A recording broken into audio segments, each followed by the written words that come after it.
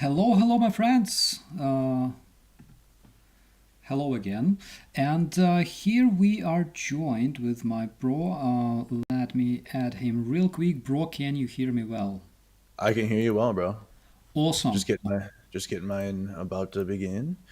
Yeah, I was not accepting my webcam in two applications, even though I have a software that lets me do it. It still like was not letting me do it, so I apologize for that. We're It's good now, okay. though. It's Yeah, okay. Don't everything is worry. good. Yeah. Alrighty, my friends. Welcome to my channel. It's been a while, almost 1 hour and 30 minutes. And tonight I'm joined with Andrew Mercado. Andrew, I can see that you are streaming from a new apartment, right? I am. Yes, I am. Indeed. Oh my God, Yeah, this is bro. so cool. Congratulations. First of all, we'd like to hear some updates from you, bro. First of all, tell me how's your health, which is most important. Thank you so much for asking, bro. Yeah, it's towards the end or middle of this month, beginning. Man, I had kidney stones and I was just getting knocked down by those. I went to the emergency room. Just had like the worst of times with that. But I got through it. I had to go to the hospital. I had to go to the emergency room for that. But everything worked out, and I got rid of them. So it was good. It was good, bro. Thank you so much for asking. Got through that. Then I had to get moved out of my current place into my new place, which I'm in right now. So it's just kind of been a transition period right now for me this month. So that way I can keep going and keep trucking along. Oh my God, I feel you, bro. I feel you so much. Last year I had to move like 3 times. This year I had to move like 3 times. I'm because currently I'm streaming from Germany, and as you probably understand, you wanna see my setup, guys. You will see something that you have never seen before. The backstage of Starsky's channel, because this is freaking amazing. Trust me.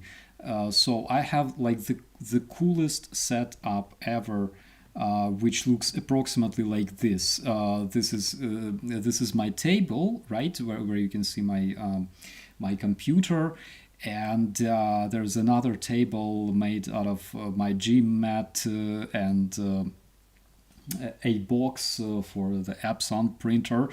I think it rocks. I think if you are a true hipster, you gonna love this. Maybe I will. I don't know. Maybe someday I will start building furniture and I will sell that for like crazy money. Please don't do that because I will sue you for real. So how's things with your moving to a new place? When we will see the new setup? Yeah, that's coming. I had one more load of stuff to bring over tomorrow. I went to go final out today and like sign over the paperwork and say I'm done now, but the manager wasn't there, so I have to go there tomorrow morning early to final out completely and just be done with it. And I moved everything in. I just have to sort it out and put it all away. My room is set up. Everything's set up. I do want to do like a video showing what my stream setup looks like. My cord situation though, bro, there's so many cords that requires, and I don't know what to do to make them look nice. I have them all wrapped up and nice so they're not literally all over the place, but it still looks like something out of like an alien movie down there when they're like connected.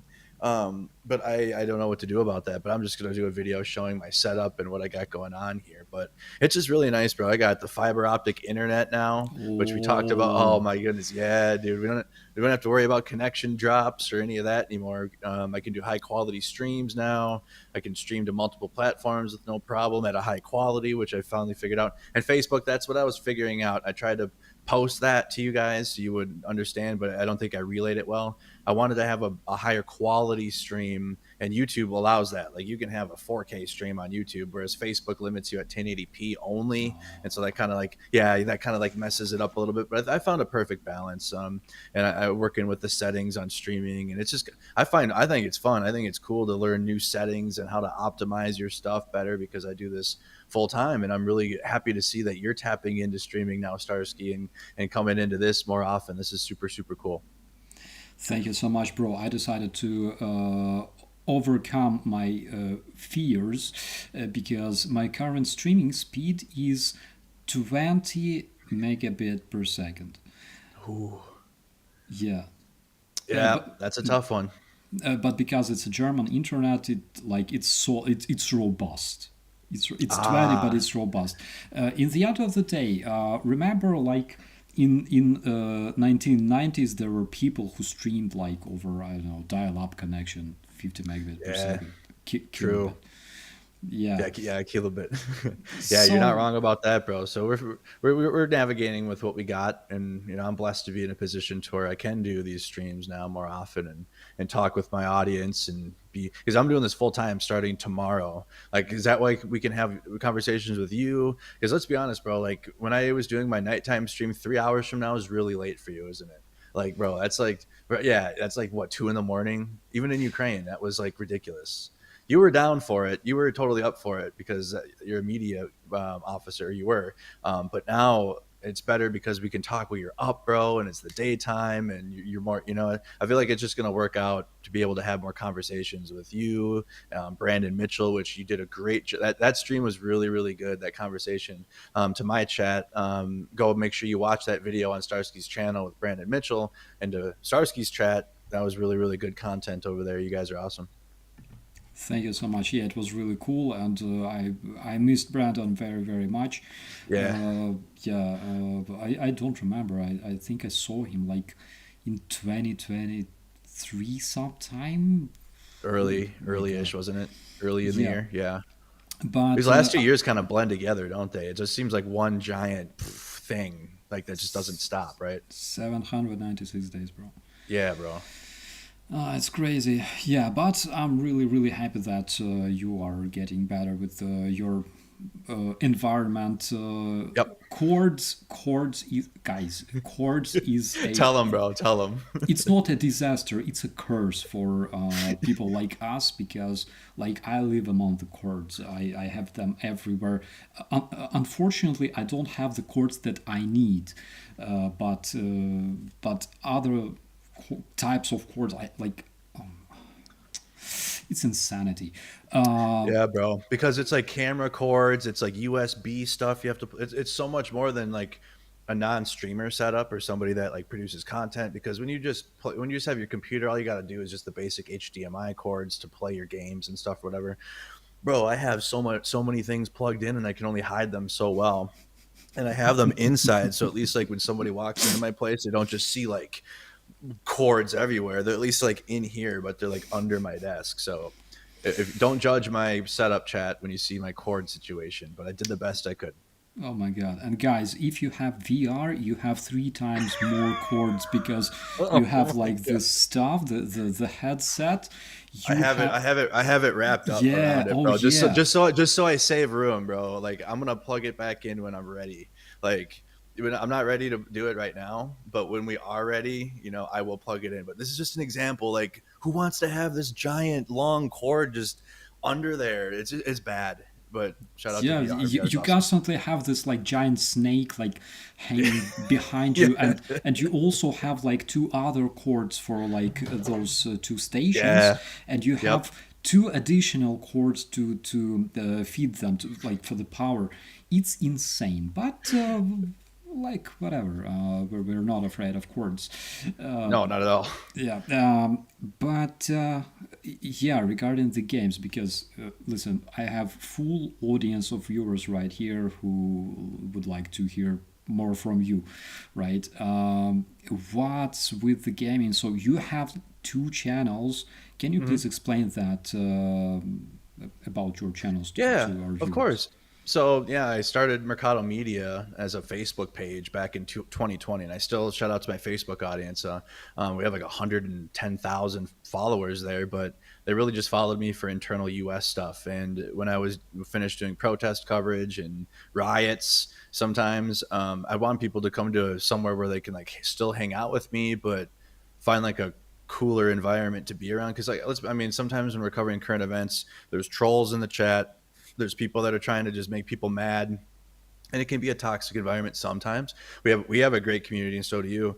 That makes sure that stuff doesn't linger too often, but still, like people can get stressed out after watching such horrific news that does take place. So I was like, well, instead of putting it all on my one channel, because let's be honest, people don't watch what I'm doing right now to watch video games. So I was like, I got to make another channel, a separate one, so that way I can still do that and have its own thing and grow that. And it's been working out for the past 4 years. I stuck with it with Ukraine, with my new Ukraine audience. I said, well, it worked for the riots and the protests in the U.S. and I have like 30 to 40 people that watch me play video games. So then I started doing it after the Ukraine updates too, and it's really taken off now. And now I'm like, game developers are reaching out to me and following me, and like I'm getting involved in some pretty big projects on the gaming side. And it's like, oh man, that's just, I mean, covering news is a hobby, right? And doing this because it's like I find in challenging misinformation and getting people the correct information. I take, it's a hobby of mine, but I obviously do it for a living now. But my gaming is a true hobby, but it's really cool to be able to get opportunities doing that, and also hang out with my chat that also watches my current event stuff, and it all just kind of builds upon each other. Because say I'm streaming a brand new game that comes out, and that's a whole other niche of people, right? Like they watch video games, I'm playing a game, they enjoy my chat, they enjoy my community, and then I go, hey, there's some breaking news in Ukraine. I have Mercado Media. It's my bigger channel. Oh, you have a bigger channel? Yeah, come over and check it out. And now I'm telling them about Ukraine and the importance of supporting Ukraine. Now I got a whole other group of people. And I know for a fact there's people in my chat that were watching my gaming streams first, and now they hang out with us, and they're a part of the travelers, they're a part of your community, and they're really plugged into what's going on, which is really cool. Yeah, and by the way, I have to mention another person who supports us big time.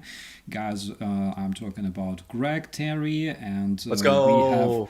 a lot of people right here in the chat currently commenting that they came here because Greg Terry sent them here.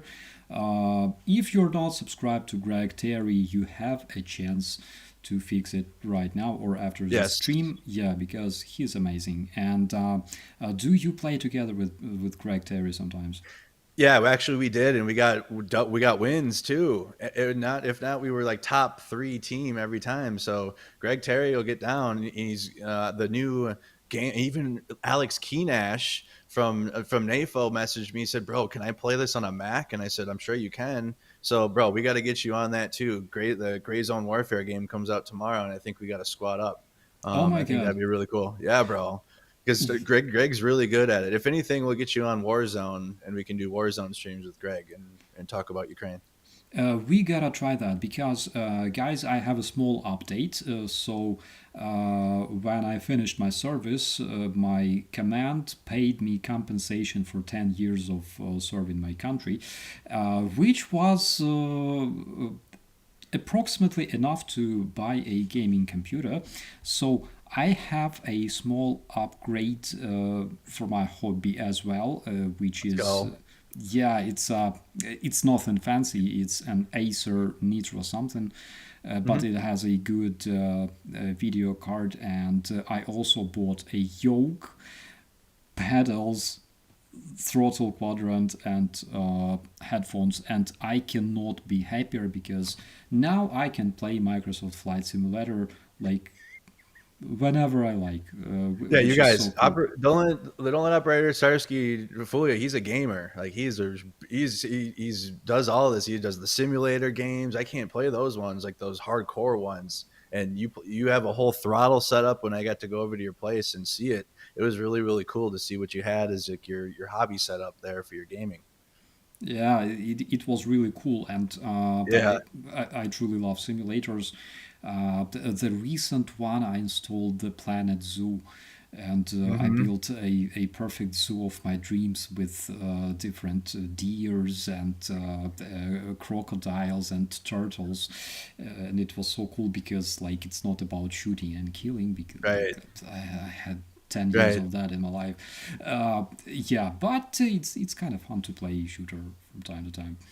Oh, of course. The other one you need, the non-shooter game that I'm playing recently, is Manor Lords that you need to get on. Oh, yeah. Bro, that one is so good. And it's like you start off in an old Slavic village and you start it up, and it was just really really cool to see that, because it's like I make my crest Ukraine every single time. Like I do a Ukrainian crest, and going to the village in Kiev and seeing the old how like how people lived and how the village was started, and then playing this game, it's like, man, I saw this in real life, like in Ukraine, and now it's and the whole game's about that, and it's got combat. You definitely need to get into that. We could do some streams around that game too in the Yeah, future.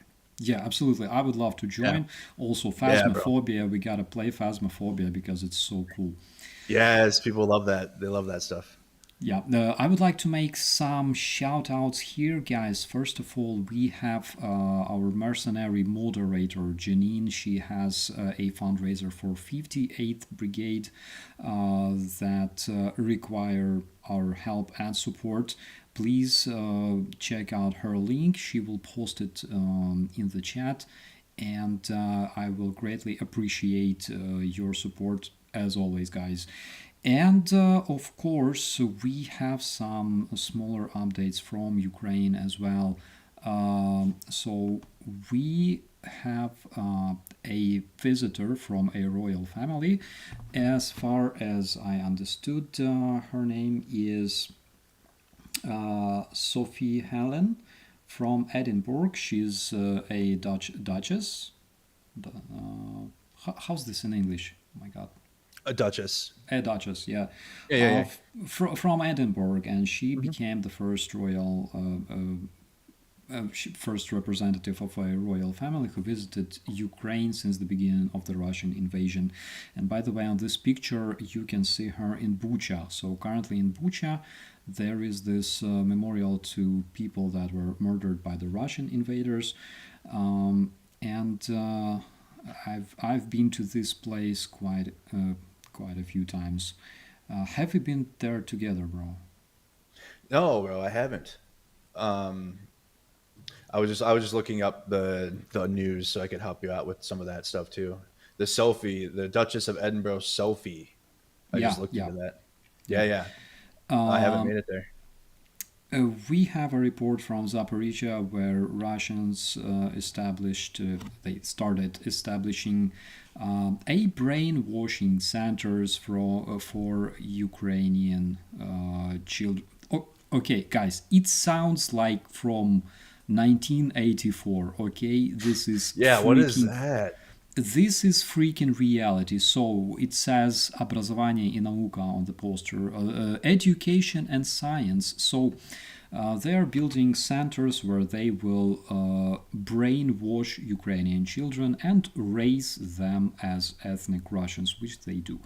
Uh, it's not Nazism, it's imperialism basically. Nazism is when you eliminate other nations like Hitler did, but this is pure imperialism and chauvinism, taking a nationality and just erasing it. It's a form of it's genocide, though. I would say. Would you agree, or is it not like by the definition, like legally? I thought it was debated in the Hague, and I don't know if it went anywhere. But it's the Russians are trying to remove the Ukrainian language, contrary to the propaganda. But you can go order anything in Russian and any Ukrainian anywhere. It's people still speak it. It's ridiculous the propaganda that when I finally got to Ukraine and understood like, oh, Russian's spoken here just fine. Like they're trying to promote more people to learn Ukrainian in Ukraine, of course. But like in terms of speaking Russian, it's fine. But in terms of what Russia's doing to the youth, pulling the youth out of Ukraine, spreading them out, Russia, like just obviously killing the culture. Like they're attacking culture, they're attacking history, acting as if Ukraine was never even a real place. I feel like it really hits the the numbers on what a genocide would be to try to literally remove the Ukrainian identity to its core as like as people and again as culture as everything from the youth all of it, and I think it's happened throughout history and I wish it would get more attention. And for those who want to learn more about it, you can check Wikipedia on that. Search for Russian repressions of Ukrainian culture and Ukrainian identity, and you will find that first attempts to erase Ukrainian identity date back centuries when Ukraine was part of the Russian. Empire, when it was occupied by the Russian Empire, and Ukrainian books were eliminated, Ukrainian teachers were eliminated. Nothing changed. Like, when Bolsheviks came to power, nothing changed. They did the same for decades, and this is what they're doing today.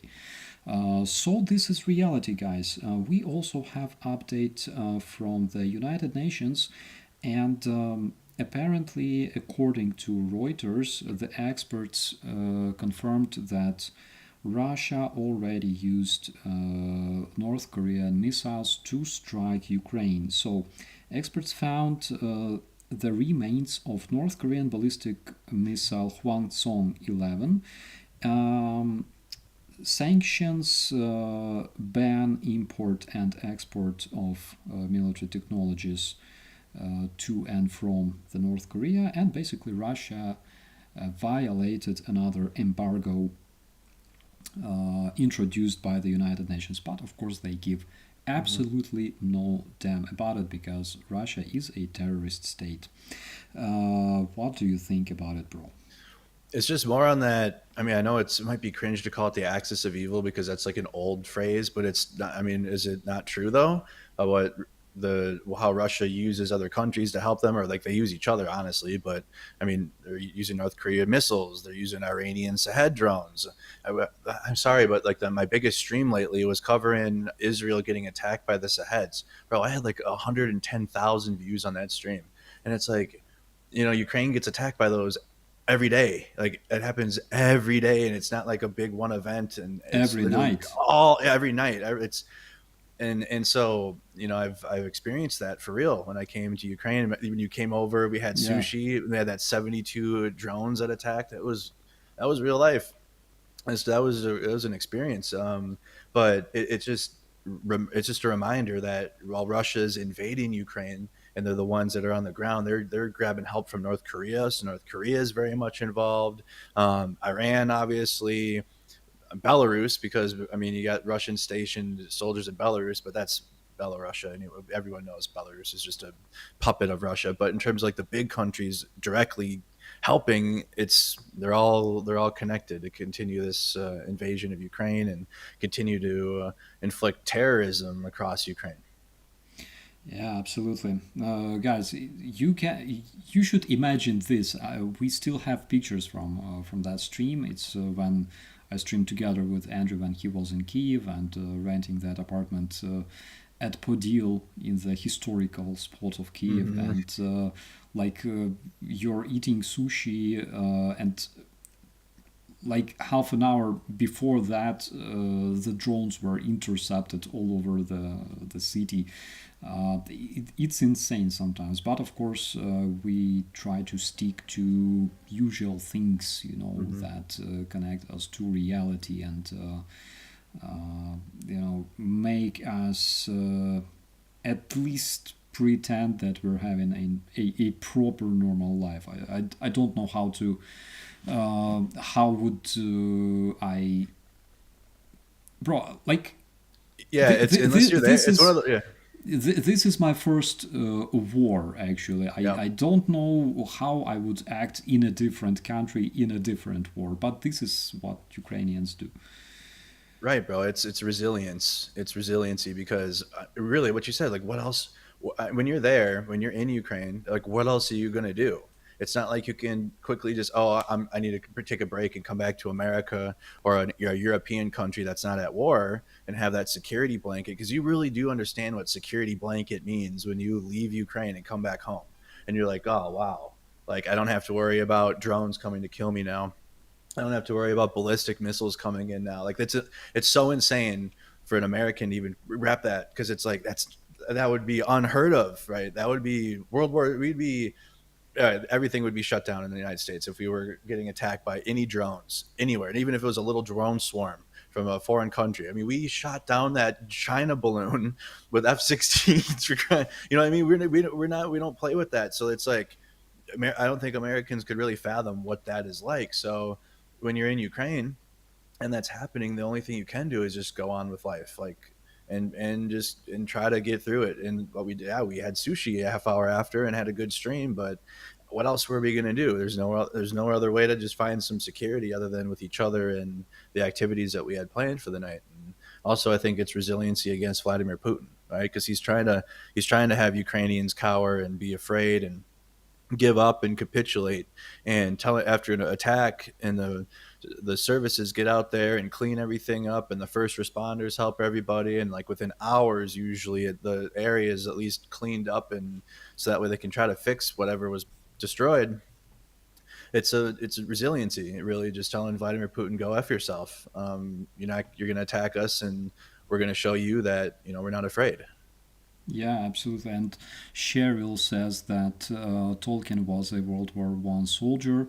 While recovering from trench fever, he wrote the Silmarillion, The Hobbit, in the 1930s. Uh, yeah, it's we are trying to do things that make us feel more secure, and in Ukraine, uh, like missiles flying at Ukrainian cities, they don't really care if you're Ukrainian, American, British. They don't give a damn if there's like unlucky, unfortunate happening, as missile exploding near you. You will die regardless of your nationality. That's the fact. And when I came here, one thing I still cannot get used to is that, for example, I can play Microsoft Flight Simulator wearing headphones without fear of having some accidental explosion outside or things like that. The other day there was this sledgehammer, automatic sledgehammer, at the construction site. Mm-hmm. The guys were operating it outside. There's a construction, and it sounded so much like anti-air defense that I had quite a few flashbacks. Yeah, Uh, bro. It sucks that that's what happens. But it's a normal reaction to being in that environment and now being out of the environment. What's good is that you talk about it and that you're real about it, because keeping it in, you're not alone with that. There's tons of people, tons of veterans, especially in the community you've built. Maybe they haven't been to Ukraine and experienced what you have, but they've been to combat and they've been in a war situation, different war. So they can relate to having those reactions to normal everyday things that a person that hasn't been in combat or in Ukraine wouldn't understand. So the best thing you can do is just keep talking about it and being honest about it, bro. Because unfortunately, that's a side effect to what you've been through. yeah, well, it's not something like extremely like hard or something, Yeah, but right. I noticed that even though you understand that situation is okay, it's a green zone, right? Hmm. But the panic attack is something that you don't really control, and it happened before in 15 in 2017 for a while after you return from a deployment, and there's suckers exploding those firecrackers and stuff like Hmm. that, and first you react to this, but then you switch eventually to the normal peaceful life in a peaceful city, and then you go to another deployment, and it like repeats. Yeah. Yeah, But it's like you get settled in, finally get normalcy going, and then you're back at it again. Yeah, yeah.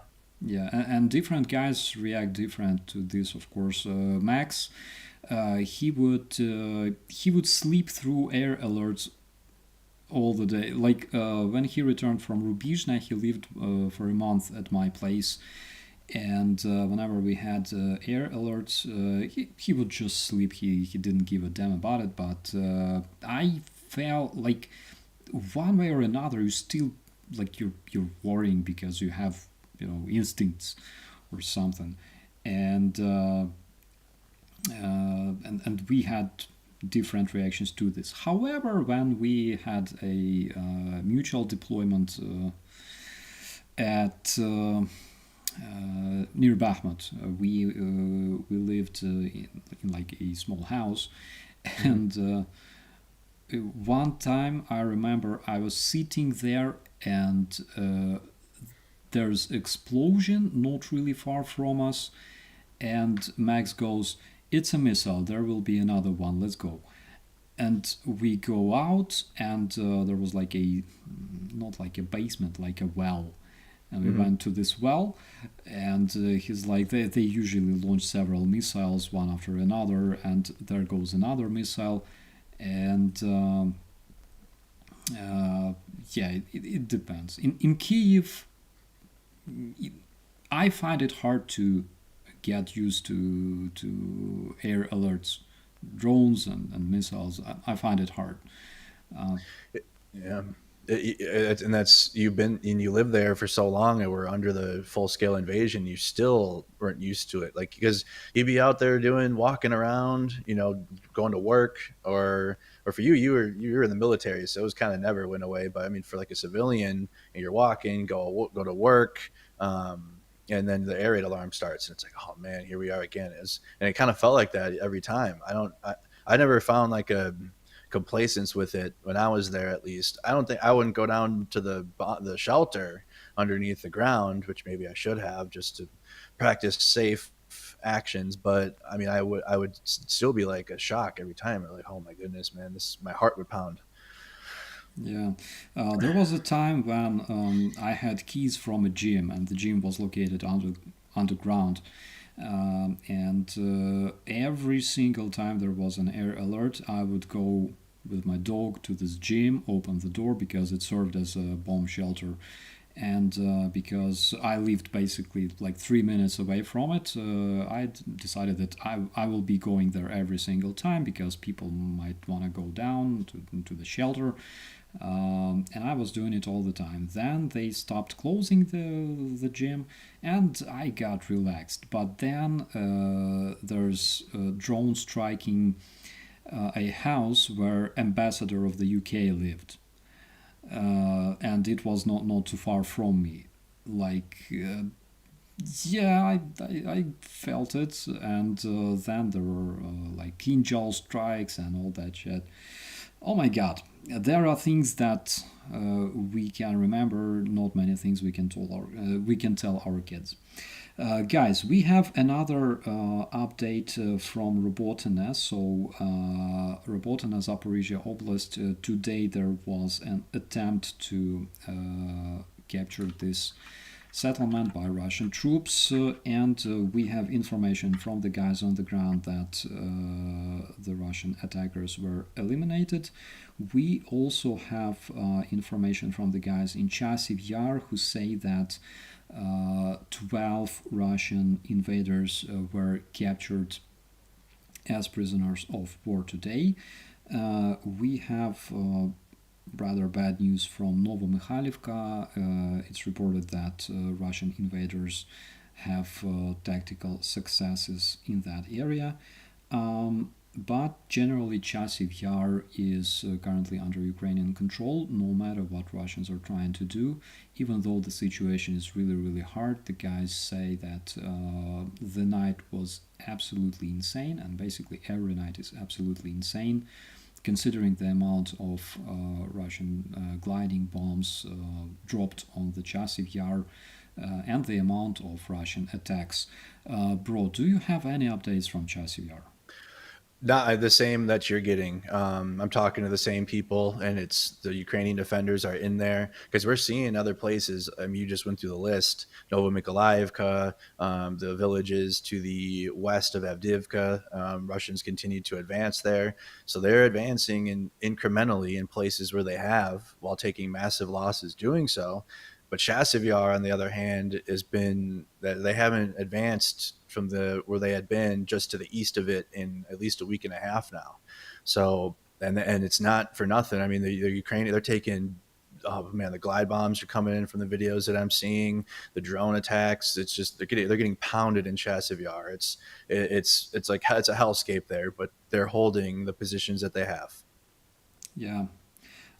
We also have update from the Bakhmut direction, again from the guys on the ground. They say that currently the situation is okay.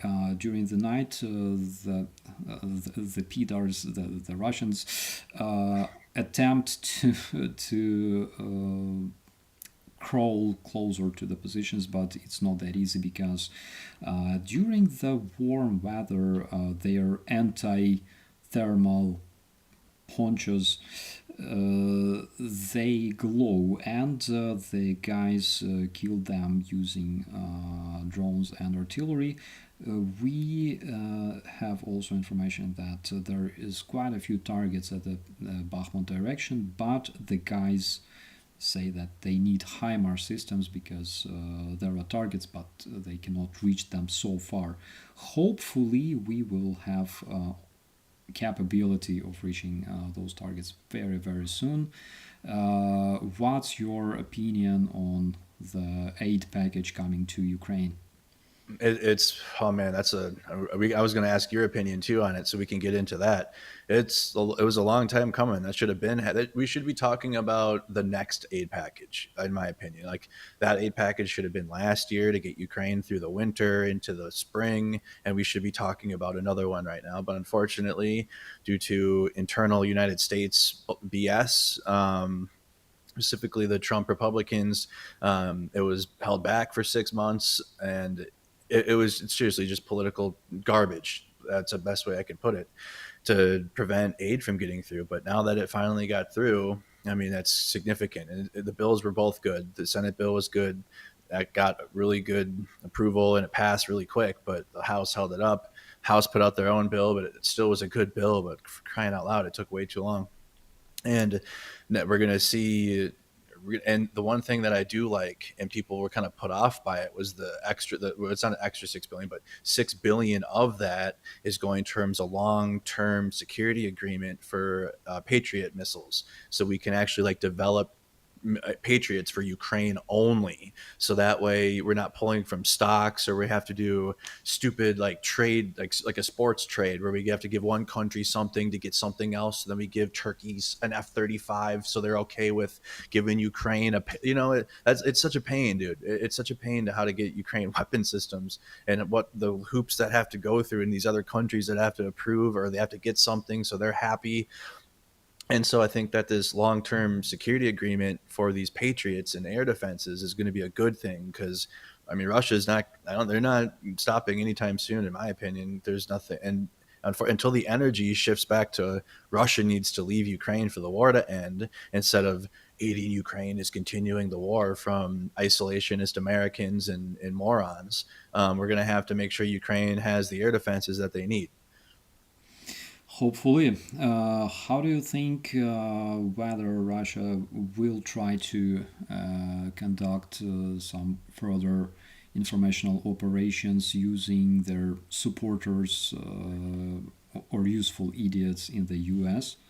Yeah, it's going to happen again. I mean, it happened in 16, happened in 20, and then now, especially since Russia's on a full, they have Americans that are actually paying attention to what they're doing. I think they're going to ramp it up now. They're going to ramp up the propaganda because in 16 and 20, while they still had operations in the East. I mean, Americans weren't watching Donbass, they weren't watching Crimea like we are now. So now that we've been watching the full scale invasion for 2 years, we have an election coming up. We know the position of one of the candidates, who is Trump, and it seems that his stance is going to be to make or force Ukraine into a peace deal, which then Vladimir Putin will keep land. And then we all know that 5-10 years from now, Vladimir Putin will build up his military and then just invade again, or just push from the occupied territories and then invade again. Whereas Joe Biden, I mean, he's at least open to helping Ukraine while slow, and while we need to continue to pressure him to get more aid to Ukraine faster and not play games. And the administration saying, no, we're not going to give Ukraine Abrams. And then 3 months later, we give you guys Abrams. That needs to just not, and we just need to give Ukraine what they need. But we can at least work with that on that side. We can push that.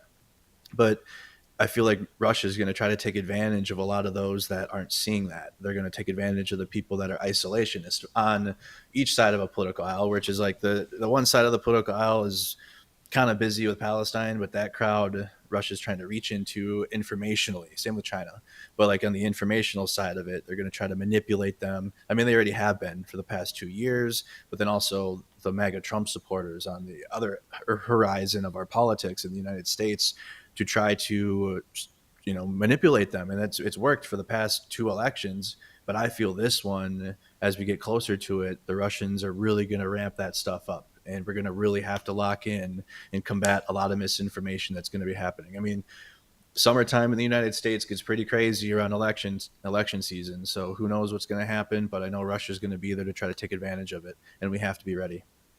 Yeah, absolutely, and I'm sure that Russians will be using uh, all the resources they have. They will be using a lot of bot farms. They will be Yeah. using a lot of websites mimicking legit media outlets in the US, like they did this year. We will see all that, unfortunately. Yeah, bro. How do you think is American government prepared to protect American citizens from this misinformation? They want to be, they try to be, but it's we're in a position now to where that's viewed as like 1984 control, right? Like the Biden administration tried to already do a misinformation type of agency, and it was already deemed the Ministry of Truth and all of this BS. So we're so free speeched up to where the isolationist, like anti-West, anti-American rhetoric obviously can take hold here, and people will be against that. So they've tried, but it's not been implemented because there's a pushback to it, because people will say, well, who deems what's the right answer, or who deems what is misinformation and whatnot, despite having experts in the field like Ryan McBeth, for example, Yeah, who has these tools that he employs to like break it down to the genetic, like, or not genetic, break it down to an atomic level, of how this is misinformation with all his programs that he has and his knowledge and his degrees that he studied. So people like that, but we're in such a stupid space to where that is viewed as like it's viewed as bad. But I don't think we have a whole lot in place other than what we can do with our own independent platforms and try to get people to tune in so we can get them the correct information. But on a official, like, governmental structure, I don't think we do, and I don't think we're going to try to for a while at least. that's bad. That's so bad. Yeah, Oh, guys, it's not good. there are so many questions regarding how to fight Russian misinformation. There are tons of organizations fighting Russian misinformation and doing fact checking. Ryan McBeth, I Hmm. mentioned him in my previous stream, but Yeah, why governments don't do that? profits. The chaos of it all makes a lot of people money, and I think that's what it is. But I feel like we're going to have to run into a position to where money making and then standing up to, like, Russia taking our country over through information and manipulating people to act against our own interests and our own government. Which, it's okay in the United States to be against the government if you want to be. That's great. We have freedom of speech and all that, and it's great, great. But like when it's to the point where you have an enemy country manipulating people into doing things, that's different. And I feel that we are going to have some type of a moderating team in the U.S. government, like, or something, with people that are respected, like Orion Macbeth, or people that have, like a history of they've worked in a field or whatever, and they've been transparent with their base, and they can show that to the larger masses of people that don't know who they are. And I think just transparency with it, and telling people, this is what I got, this is facts, and this is the information I have now, but it's going to change. Like, the way that we're taught things in the military, I feel if regular civilians were taught like how to take information in and then receive it, but then also understand that this information could change literally 10 minutes from now if something new happens and you have to be ready for that. I know it's a lot, it's mental, it's a mental exercise, but we're taught that day one in the military, right? You're given an order and you're like, you got to execute that, but then they could get more information later to where that order is adjusted or you get a frago or something, and that mission now becomes something different or it's amended to. But that's the same thing with news information and current events and things that happen, because and especially covering wars, especially covering conflicts, what could be true today could be something different tomorrow, right? Like when Ukraine, when the news said that Russia was going to take Ukraine in 3 days, right? And everyone was stationed in Kyiv and they had the cameras ready because they were expecting these Russians to parade into Kyiv, and then what happened? Right. And then ever since then, it's been fighting Russian misinformation and garbage of all these different narratives because they failed to do what the news said that they were going to do and their own media said that they were going to do. But people that were ready for that were ready for it. They're like, okay, well, now we got to see what Ukraine does, right? We got to see how Ukraine fights back. They beat the Russians out of their own city. They pushed them out of the Kiev Oblast. Okay, now I guess we got to see what happens. And that's kind of how news has to be. But the person that's giving the information has to be transparent about that, to where, yeah, what I'm saying right now is what I'm saying now, but understand that because we're covering such a topic that the information could change very, very quickly because it's one of those situations. Yeah, absolutely. We gotta make another shout out for Rick the Ukrainian. Our bro Rick is making another fundraiser for 69 Sniffing Brigade trucks coming to Ukraine, to the Ukrainian defenders. Guys, please check out Rick's channel. Ali, I really, really beg you to put the link in the chat for the guys because apparently this one is struggling, but we hope it will happen. Are you coming to Europe with the next convoy? In the June convoy, I Yeah, plan to. Yeah, yep. So cause I was gonna try to get on this one, but I'm glad that I'm just glad I didn't, because I was trying to rush too many things, and there's no way I would have been moved in and settled and then have to go on such a journey, because it's a I've done it multiple times, and shout out to like Alex Keenash and obviously Ragnar, Archer Ray, who's done multiple of them. But it's a journey to get from Talon to Kiev. So it's not for nothing, that whole drive and just getting the vehicles there. But it's such an experience. The 69 Sniffing Brigade, while there's many great fundraisers and they're all great and they do a good job, but this one is so special, right? This one's so unique because you can go with them and be a part of it and learn Ukrainian history and go to the dinner that they have, and they just do such a good job for people that fundraise, but also the transparency of it all. But yeah, we just finished ours as well. We just finished our recent patch for the 69 Sniffing Brigade, and we'll be starting a new one soon. But until then, excuse me, we can help push out Rick the Ukrainian's link. Mods, if you can put that, where does he have that? Does he have it in his video? Mods, if we can find that link to his fundraiser link and put that in the chat too, so we can push one out, because we're in a transition period to where they delivered a truck. It takes about a week, and then they'll get a new patch for me ready to go, and we can start another one, because we're doing about a truck, or we're doing about a patch a month now at this point, which is awesome, because as we've learned, the Ukrainian frontline defenders, they've been defending a lot of these positions with our crowd-funded drones, yeah, obviously the vehicles. I mean, it's been common knowledge now. So these are very crucial, especially while we're still waiting for this aid package to really like take hold out there, for the new ammo and the new supplies and the attackums, which we'll talk about in a minute, and the supplies that we have been given. So we can't stop with the crowdfunding because Ukraine needs it desperately. Like, we're directly helping the soldiers on the front lines. yeah. And here we have a link from Janine to the NAFO truck campaign that is conducted by Rick. I think we have some questions that we can answer. Any word from frontline troops if they have got new ammo supplies recently? So unfortunately, I don't have such information yet. We were promised that the new ammo will be delivered like They said within hours last week, yeah, so yeah, it should be there. but nothing like that. We will Yeah. see news involving deep strikes deep in the Russian controlled territory, strikes on their command centers and ammo storages very soon. And I think that will be the good indication that the ammo and the missiles for HIMARS and things like that already reached our guys.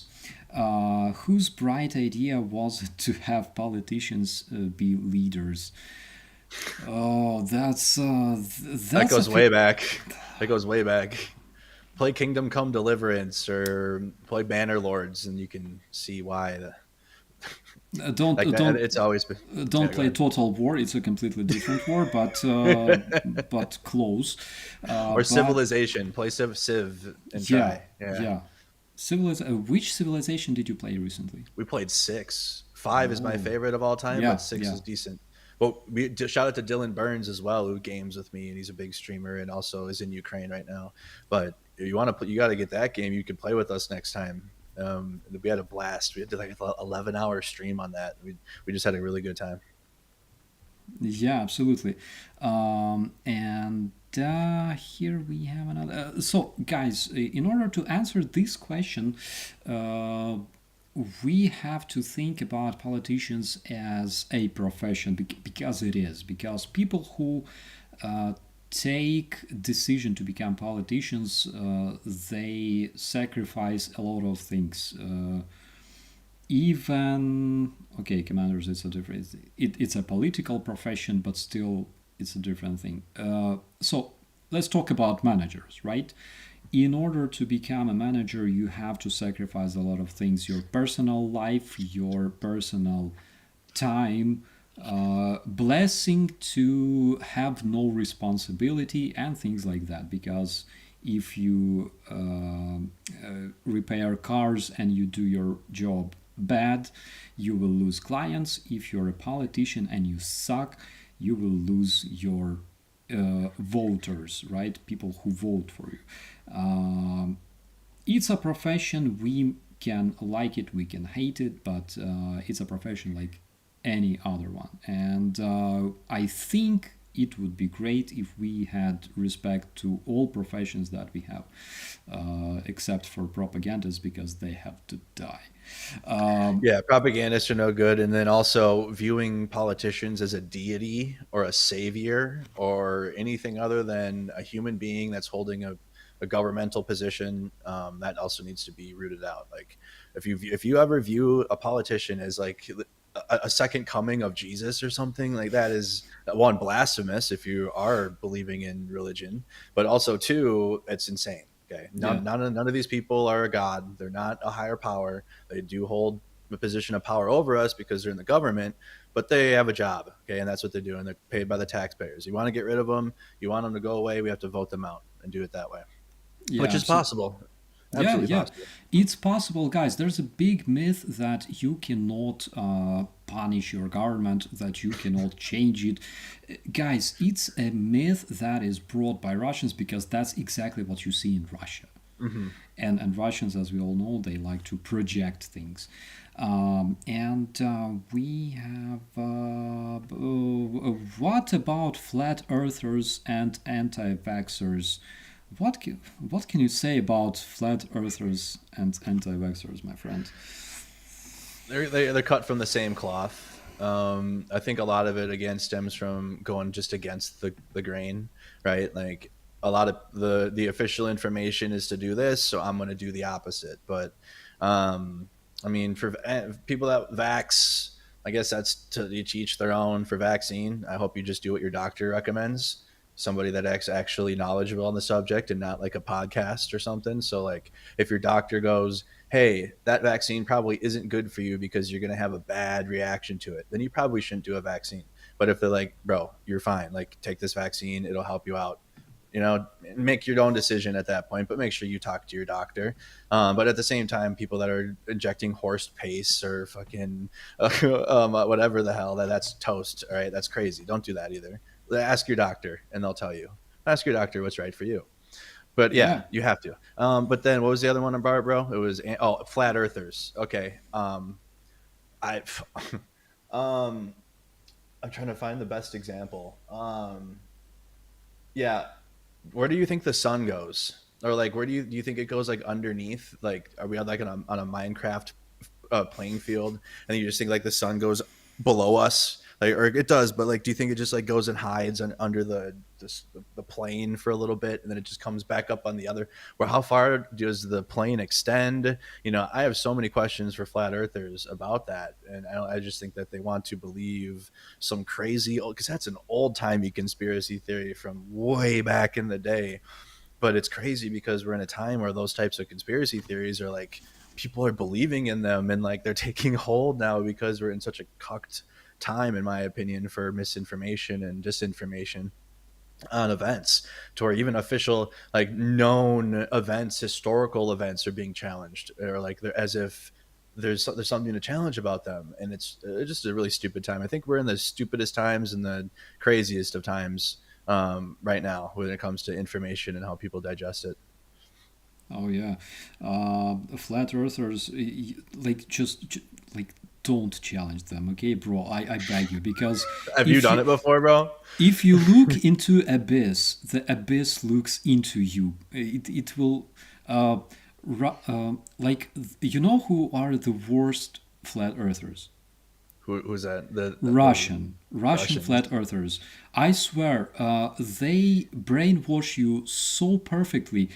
When I was watching their, like, there's a big community of flat earthers in Russia, actually, and they Flat try Earth. to, Okay. to yeah, they try to explain that, like, look, you see, when the ship goes beyond the horizon, you can still see it. You need just better optics, and look, it works. And I'm watching this, and I start to freaking believe. I'm like, oh, whoa, whoa, whoa. Okay, stop this shit immediately. They're This taking shit, over. yeah, it like, bro, it's dangerous because it boils your brain. Um, The other one okay. too is Scientology. That's the other one. Oh, bro, be careful. They're gonna Yeah. sue you. Oh shoot, they're gonna come find me. They're gonna they're gonna figure out where I am. My internet's gonna be messed up again. No, no. Bro, do you have information? How many trucks do the guys have in the convoy? Oh my goodness. So the last one was like 20 trucks, but the thing is the amount of aid that's going with them now. So it's like that was the biggest convoy ever. Not in terms of vehicles, but in terms of like the medical supplies that are going with, the drones that are going with. It's they're getting bigger and bigger, and it's just really cool, that whole thing. I can't wait to get back out there in June and film it and provide more content around those convoys, because no matter what, I mean, the aid from the U.S. stopped. Aid from Europe could be better, right? It's like here and there, but I mean, they've been there, but it could be better. But U.S. completely stopped for 6 months. NAFO and the 69th Civic Brigade hasn't stopped. It's been rolling every month nonstop. They at least 20 trucks are in the ballpark of 20 trucks ish. And that's 20 units that are getting vehicles. So they're very crucial. And especially if multiple of us here that have YouTube channels or people that Hmm. are connected have trucks going, that's, oh man, I think we've at least done a fleet, multiple, or at least a couple fleets of vehicles for the frontline defenders. And I think that's really cool. Yeah, I unfortunately I cannot answer this question either, but I know that as of today, NAFO 69th Nathan Brigade already sent to Ukraine more than 200 trucks, and it's much more than 200 trucks. It's I think it's got to be in the 260s now, because yeah. it was around 200, a little over 200 in December, because I have the plates. They put the number plate for what truck that is for the total, and it was, I think mine was like 203 in December. So they got to be in the 60s now, I believe, getting close to, if not close to 300, to be honest. Yeah. Yeah, I think we gotta ask either Anton or maybe Yeah, I'll ask Mr. Dmitry. Ragnar himself. Yeah, we said we Yeah. need a have their team put out a graphic of all of the vehicles or whatever that they put out so we could share it. Yeah, we have another question which I would like to address. Did you hear about the two Ukrainian soldiers who got killed in Murnau, Germany, by a Russian at a supermarket? Yes, it was in the news, I believe, since yesterday, and the situation is following. There were two Ukrainian soldiers, wounded soldiers, who were receiving medical treatment in Germany, and they were found with wounds that were made using a knife near a supermarket in Murnau, Germany. So, Russian was arrested for this crime, 57 years old. One of the soldiers unfortunately died. As for the other, as of yesterday, what I heard was that he was in hospital. I don't know the details how he feels now, but that was the situation. It was not the only case of Russians attacking Ukrainians in Germany. So I think last month it was in the news actually, and if you give me a second, I can try to find it. Last month, a young mother. Uh, Young mother was found dead in Germany, and her mother was also found dead in Germany. And the reason they died was because a Russian couple, here I have it on the screen, a Russian couple, there was a Russian woman and her German husband. So they planned to take this kid, and they planned the murder of this young Ukrainian mother and her mother, the grandma of this kid, which they basically performed. So they murdered them near the river. Both bodies were found there. They were arrested, of course. They talked to their neighbors that soon they will have another kid, even though this Russian woman was not pregnant. So apparently they were planning this murder already back then. This is the reality, guys. Russians are dangerous, and not just Russians are dangerous. The propaganda and Russian misinformation and brainwashing is making them dangerous, not only for Ukrainians but for other people, unfortunately, as well. So that's the news. There was another murder in Dusseldorf, I believe 2 months ago. A Ukrainian junior basketball star was murdered at the bus stop, but I don't think it was because of the wait did I yeah I don't think that it was because he was murdered by Russians. He was murdered, I believe, by local. One of those guys was Turkish, I think. But again, it was based on nationality. And such things unfortunately happen from time to time. Russians are known for destroying cars with Ukrainian registration plates. They are known for just bullying people and things like that because they don't accept the rules of the Of a place. society. Yeah, they Yeah. don't accept the law, It's which like sucks. it's like orcs, or that's why we call them orcs, like Yeah, or like barbarians. You know, guys, chat. Remember when we were playing Civilization, and you're building your civilization all nice and neat, and you're getting things established, and then all fucking raiders come in and pillage your stuff, and it's like, that's what the Russians are. That's exactly what they are. Yeah. Bro, what was the craziest Russian bullshit you've heard recently? Oh, the craziest. Oh, well, when it comes to the war, just in general. Just Yeah, in general, yeah, yeah. in general, lead developer of Escape from Tarkov tried to fleece everybody out of $250 a copy now, and is getting absolutely destroyed for doing that. So that's awesome because I know that game. Like, well, I found out 2 years ago that some of the proceeds of that game, the Kremlin was asking for it because that's one of the top played games.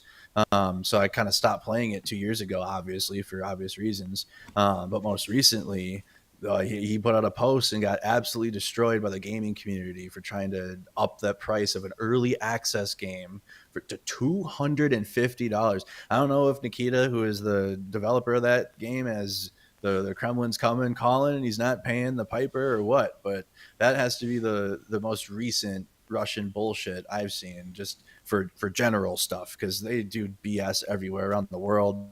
Ukraine is while they're doing it with their warfare, they are garbage in lots of other places and try to fleece people out of stuff. So that had to be the most literal recent, and that happened last week, to force other developers of games to get their game out, which is very similar to Tarkov, in that gameplay, which also Tarkov stole a lot of the aspects of Stalker, right, in the survival game, which is a Ukrainian developed game. So that's why I'm kind of connecting that, because in the future we know that one of the developers of Stalker 2, which comes out in September, he fought and lost his life in Bakhmut in at the end of 2022, I believe, in the fight for it. So a lot of those elements that Stalker and the Ukrainian developers made for like keeping your gear and your items, Tarkov took a lot of that for their game, obviously. So in conclusion, the Russians are just more of the same for that in general. But when it comes to the war, and seeing stuff on the battlefield, the most recent one had to be the Russian that went out to go pick up a mine, and he had two buddies with him, and he got absolutely just destroyed. And the guy next to him went and he was doing charades on the ground for a little bit, and then the other Russian like left them behind and didn't even go and try to render aid to his buddies that were just blown up out there, which is that wouldn't happen in the Western military. We'd try to render aid to the guy that was like, flailing on the ground after his other buddy got blown up. But it was just more examples of the Russian military, and that they don't care about each other, and that they would leave each other behind, which we have seen consistently, or loot each other. If one of their buddies goes down, gets blown up, the other Russian will loot their body for goods and whatever, and then go on about their invasion. So that had to be the most recent two examples for culture and for the war. What about you? Oh my god, I heard this from my bro from Australia. So remember the recent Israeli strike on Iran. So Yeah. Yeah. Israel hit the embassy where this Iranian he was general, right? Mm-hmm. Was residing. Then Iran hit Israel with like Yep. hordes of drones and missiles and stuff. Yep. And we were anticipating some kind of like insane like feedback, like another strike from Like Israel. World War Three was going to begin now. Like, Yeah, yeah. which like not really happened. So Mm-hmm. Russians have Spoiler. yeah, Russians have like incredible story about it. So you didn't know this, me neither, but according to the Russian media, F-35, Israeli F-35 with an atomic bomb was flying to drop this bomb to Iran, and guess what? Proud Russian anti-air defense shot it down, I swear. And this is how Russians, we didn't know it, of course, but this is how Russians basically prevented the World War III, which, and by the way, atomic World War III, And this was in the Russian media and their social media, and they were so much proud that Russia saves the world again. Just keeps stirring up those narratives. The proud air defense units. That's just par for the course. I have a couple questions for you Sure. in my chat. If you want to take a break from looking at yours, how closely are everyday Ukrainians following the American presidential race? We do follow it, but we don't really understand it. Okay, we understand it on a very primitive level, and generally Ukrainians have very different problems right now. Yep. We like if it happened in 2021, for example, Israel and Gaza, right, we would be closely watching it like we watched Azerbaijan and Armenia, which happened right prior to the Ukrainian the invasion of Ukraine. Not so much now. Now we have a lot of our own problems, so we don't really follow that. We know that there are people who support Russians, who want to isolate America, who want to break the partnership between Ukraine and the US. Because, guys, let's be honest, Ukraine never wanted to destroy the US. Ukraine never wanted to see the demise of the US. Russia always freaking did. They always freaking do, right? Uh, Ukraine is America's partner and friend, and we always wanted to be friends since 1994 when we gave up our nuclear ICBMs that were aimed at every single state in the US because we wanted American citizens to sleep well, right? And we were promised the security guarantees. So uh, we don't really follow the like we will read the news, but it's not like we are. I'm sure it'll be one of those where, as when we get closer to the actual election, like the month of, or like even a week or two prior, more people will be like in tune with it. But leading up to it, I'd say probably less because, again, I mean, you got air raid alarms going off, or like the drones are coming in. Can't really worry about what Joe Biden or Donald Trump said for the day, right? You got other things to worry about, which makes sense. Yeah, if you remember the very first days of invasion, we didn't have HIMARS systems, we didn't Hmm. have Abrams tanks, we didn't have Patriot systems. We had plenty of javelins that we bought the year before, I think. And basically, this was something that stopped the first wave of the Russian invasion. We were strong enough to fight back and push invaders out of Kiev Oblast, Chernihiv, Suma, Poltava, Kharkiv, using just whatever we had back then, even though it was not enough. And it's still not enough, and there's plenty of Russian artillery against like 10 Russian howitzers against one Ukrainian howitzer, things like that. But back then we relied on ourselves. Currently, we rely on our partners much more because we're running out of artillery shells and we need to have our armory, our storages supplied all the time because we're fighting against the force that, instead of building schools and dams, was building tanks and missiles to kill Ukrainians.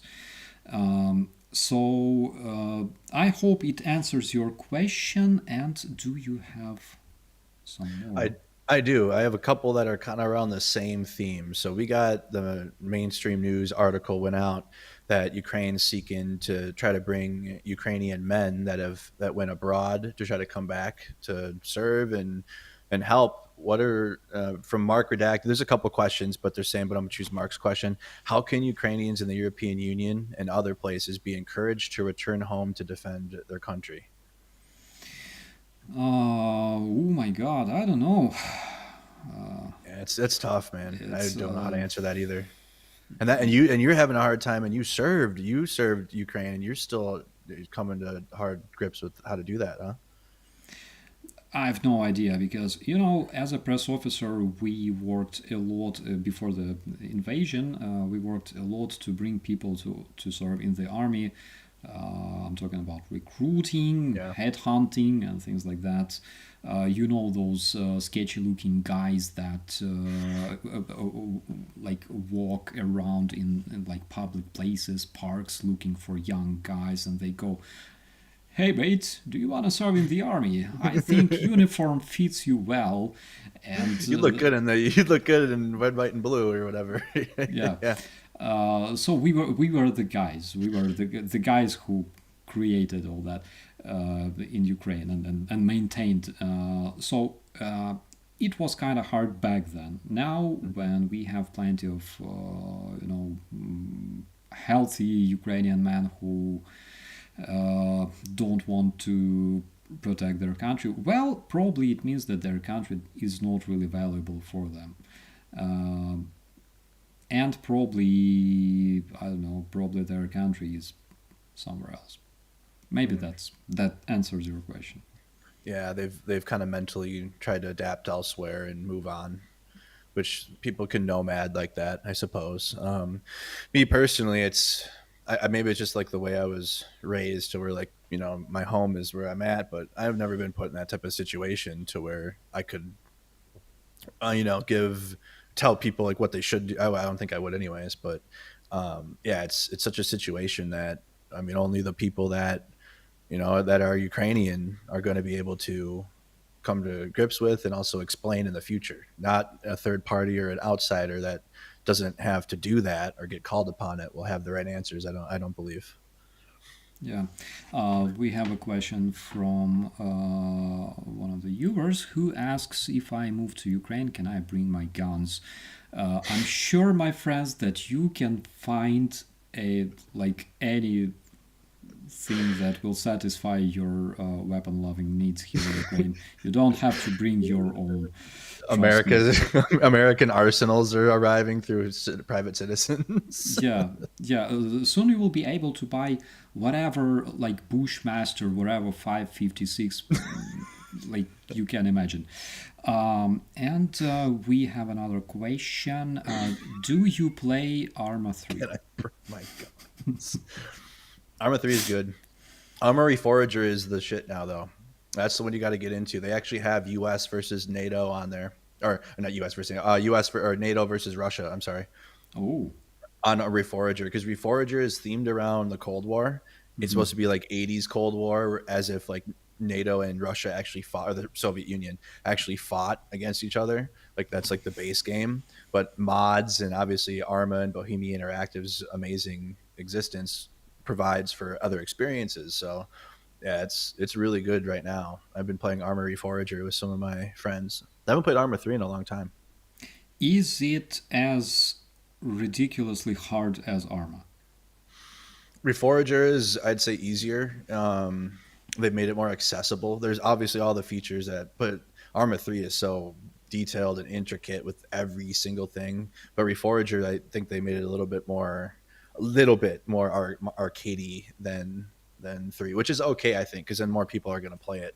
I know they have that hardcore element to that game, and that's why people play it. But there's a lot of people that play Squad, or they play other games, that want to try an Arma game, because we know that it's more oriented around that realism experience. But Reforager is a really, really good one if you're trying to get back into it, and it's the most updated graphics and the most updated system to play on. Mm-hmm. Because I remember first game of the series of Bohemia Interactive I played was Operation Flashpoint back in the days. Yeah, Back in the days of bad internet connection, when a picture on a porn site took like 2 hours to load. Okay. just like Uh, one piece at a time. oh my god. Little bit of the page. Yeah. And I remember it was like ridiculously hard. But then after I started serving in the army, I realized that holy shit, this is the perfect simulation of there are two perfect simulators of soldier actually that I found on Steam. One is Operation Flashpoint Arma The 1, 2, 3. Arma series, right? Yeah, another one is Hobo Tough Life. Though those are two games that absolutely the simulator of a bomb is basically a simulator of a soldier. No money, Yeah, no home, no personal life. Uh, the but bomb simulator. yeah, Arma, it is like it's there, and my favorite is Arma 2, by the way. It's there. Like you cannot like run and shoot. Of course, you cannot run indefinitely. You Yeah, I'll cannot get freaking. tired. Yeah, you cannot. Weapon sway. Yeah, you are getting killed with one shot. Yeah. When you lie down in the grass, you don't see shit. Of course, you like in most cases you don't see who. You can't see any. You can't see shit Yeah, unless you have optics, or even then, it's like, man, yeah, well, it's yeah, and I was like, oh my god, this is it. This is the perfect stuff. Like if you wanna learn what it is like to be a soldier, try it. Like it's worth it. yeah, and it's in speaking. I served in the U.S. Army, to your chat, or if anyone is just tuning in. And I was at 88 Mike. We were a truck driver, but we also had to do convoy security. So I had to learn how to operate a gun truck and be a gunner on a gun truck. And in our simulators, we use Arma 2, I believe. I think it's Arma 2 system. It's probably updated by now, but when I was in 2012 to 2020, when we went to the simulators, they had the Arma system on, and we'd be in our truck. In every truck, we'd have our own, like, it was like a hexagon of a room. They had a whole mock Humvee in there. So you're in a Humvee. All the weapons have like the sensors on them. There's like a special coat of paint that the projectors, because they project the environment all around you. So it's a 360 and you're in this room. So like when you're driving the truck, it looks like you're actually like driving it. It's really, really cool. And then obviously when you're on the gun, you're shooting at like the characters on the screen, but you can go all the way around the room and see everything. But it's made on that Arma system. So the real life military uses that to simulate environments. Like we would practice how to roll the convoy through a village in there, just how to shoot, move, and communicate in a truck, because there's a lot of similar tactics to on like boots on the ground infantry movement and gun trucks. It kind of like there's a lot of separate standards or separate SOPs for that, but like the basic idea of like keeping it, or whatever movement you're doing, reacting to contact, etc. Like that's practiced in simulators in the U.S. military. And then after the simulators, we go out and do it with BFAs and blanks, or the Miles gear that we use, which is like laser tag basically. They on our weapon. Do you use the Miles gear in the Mouse, Ukrainian yeah, military? we used the Yeah, yeah, older yeah. ones, yeah, with like those Oh huge yeah. stuff. Yeah, yeah. Yeah, bro. We use those. Sometimes they didn't work. A lot of the times they didn't. But I mean, when they would, though, it'd kind of be interesting. You get chat. It's literally like it's laser tag. You have a thing on you have a thing that's attached to your weapon. Like it registers when you actually shoot, and then you have to wear the Miles gear on, and it's like a chest piece. There's one on your helmet. There's one that go around your legs. So if you get shot there in the war game situation that you're playing, you could actually like die, or if you get put down, then the medics have to come in and like get you back up, not res you like in a video game, but like actually have to like perform their duties on you, get you bandaged, do the check all your, do the I forgot what it's called now because I haven't been in like 5 years, but you got to go head to toe and check it. It's just a really good experience. Yeah, so you basically have like a meter that is connected to your rifle. When you shoot, it emits a laser, and then you have like a vest and your my God, how it's called, like on your helmet, the sensors. Yep. And by the way, luckily for us all, I can show it on the photos because. Oh, should I show mine too? Okay, you pull yours up and I'll pull a photo of my Miles gear Okay, picture. okay. So, guys, here we have it. So this is basically attaching Miles systems. It's 2016. We had a mutual military exercise in Yavoriv, Lviv Oblast, and the guys are mounting those ray emitters to our rifles. And here's one of my friends. That is the guy's setting the correct aim. Okay. Hopefully no dick pics here. We were smoking in the car, bro. We were just just smoking Look in at the car. that. Oh, there it is. Yeah, those are us. My God, I made a Wow. lot. Yeah, I made a lot of photos. That is Ukrainian Cossack, or was it Var? That is Cossack, Ukrainian armored vehicle. And come on, yeah, that is me. Wow, look Uh, at that. There he is. I was a private back then, but here you can see. Private Starsky. Yeah. Oh shit! It's not what I'm supposed to do. Here. Here you can see those emitters, right? This is basically like Oh, vast you had, yep. It's on system the that, vehicle too. It yeah, goes on the it's vehicle chat. yeah. It goes on the vehicle, on the turret, and it goes like basically everywhere. And the same stuff you have on your head. Uh, that's no, that's not. Heroic guys, heroic me, uh, another I'm heroic me. Oh my god. I'm trying to scroll back to find him. It's just years ago. I'm finally getting into the era that I think I took that picture. So you're Yeah, doing great showing those pics. yeah. Look at Guys, that. guys taking rest after like hours of performing those exercises, and it was hot as hell. You can tell from the guys trying to hide behind below the truck. Um, what else?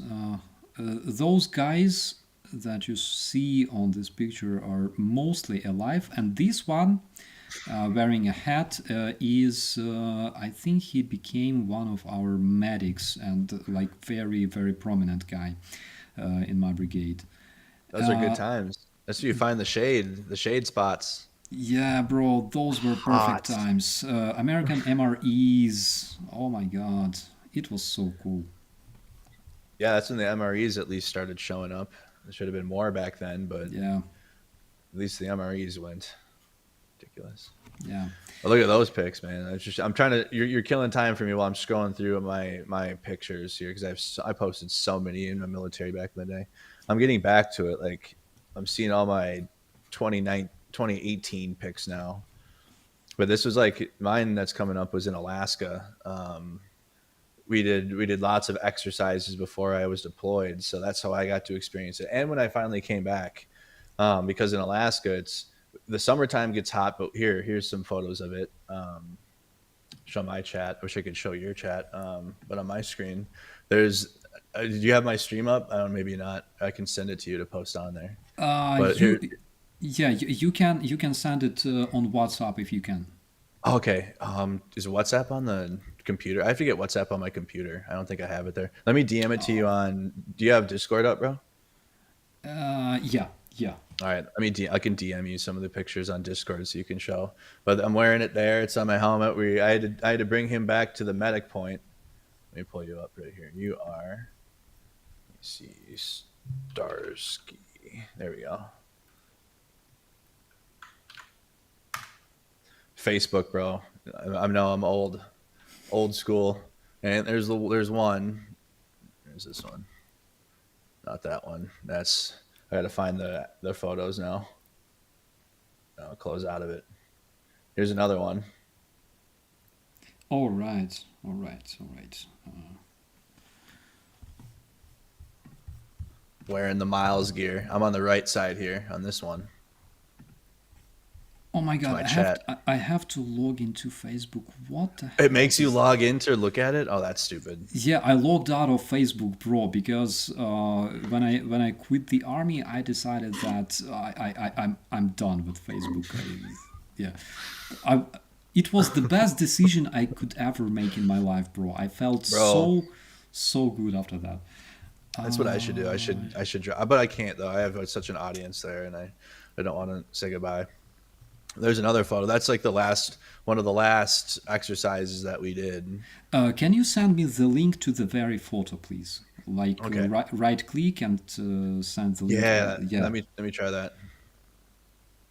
Man, I used to post cringe memes. Look at my cringe Facebook memes. Click this one. This one's a good photo. There's Santa on a striker too, chat. Okay, so right click. What is that? And then I copy image address. Image Yeah, address. yeah, yeah. All right, that'll work. Okay. Oh, perfect. Oh, Yeah. bro, look at that. Okay, that works. And then I'm trying to find the one of me and my squad leader.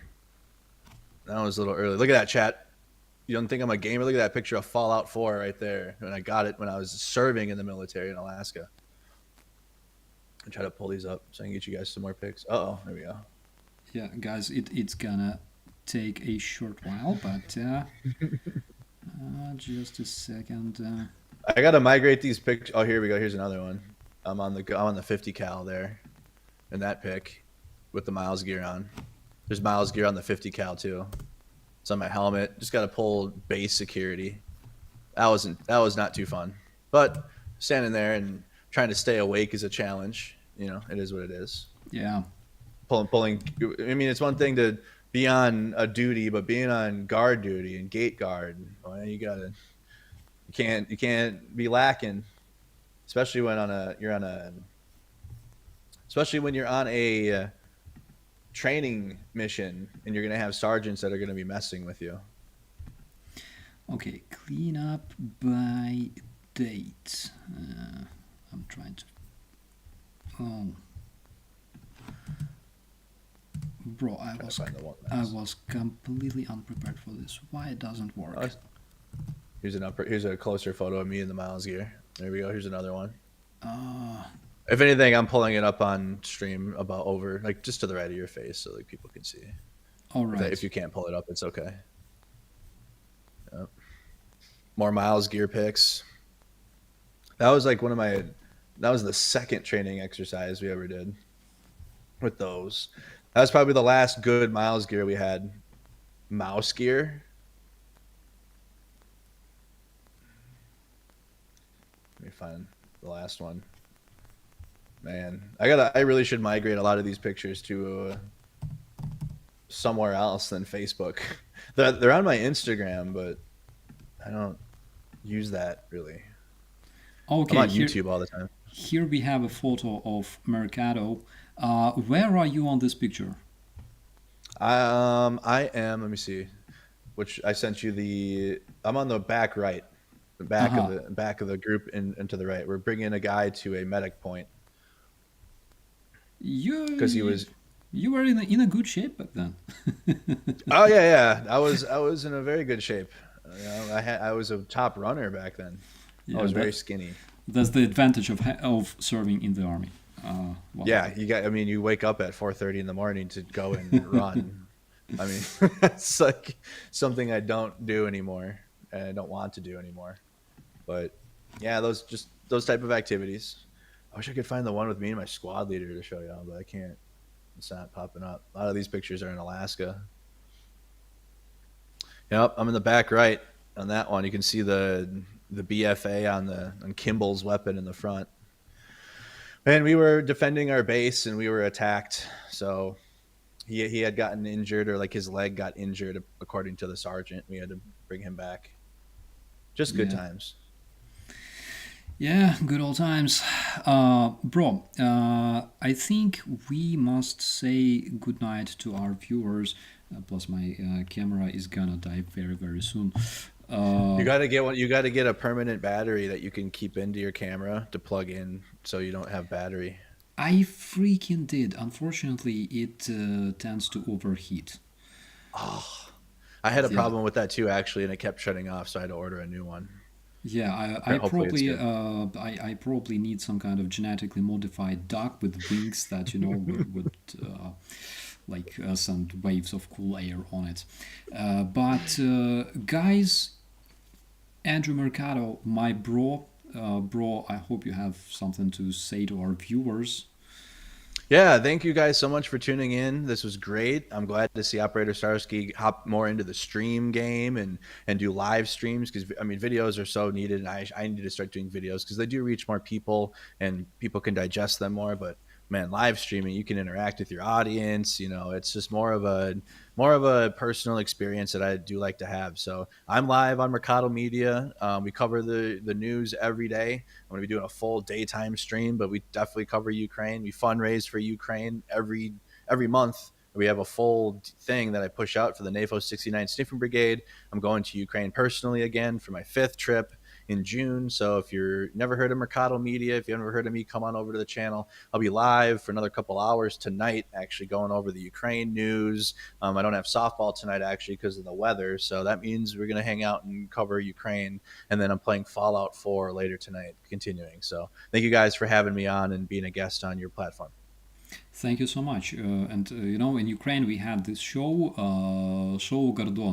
It was like there was Dmitry Gordon, a handsome, bald guy who would have different kinds of guests, and he would always be like very polite and say, "Good day, you look very awesome today. How are you?" and things like that. I think I have to do something like that as well. So, Andrew Mercado, friends, please subscribe, please follow, share, and he's a great guy. We met in Ukraine the other day, and since that time, he's my bro. I even showed him one of the helicopters we shot down over Hostomel Yeah, in the I have beginning. I have the pieces still. I'll get it out, and Oh, I might have. No, it's in my other one. I'll have it for yeah, the next time well, we yeah. talk. What Uh, final one update before you go? How is Futch? You have to give a Futch update. Fudge update. Fudge is in good hands. He's being cared after. Guys, don't worry. I'm confident he's fine. I receive his pictures almost every day. Uh, so, with that, my friends, I think we will be ending this stream before my camera really dies. Thank you so much for staying with us. It's always a pleasure to stream for you guys, and we will do it more often from now on. I'm Operator Starsky and my bro Andrew Mercado. Slava Ukraini, and as always, be safe. Have a good night, y'all. Bye bye.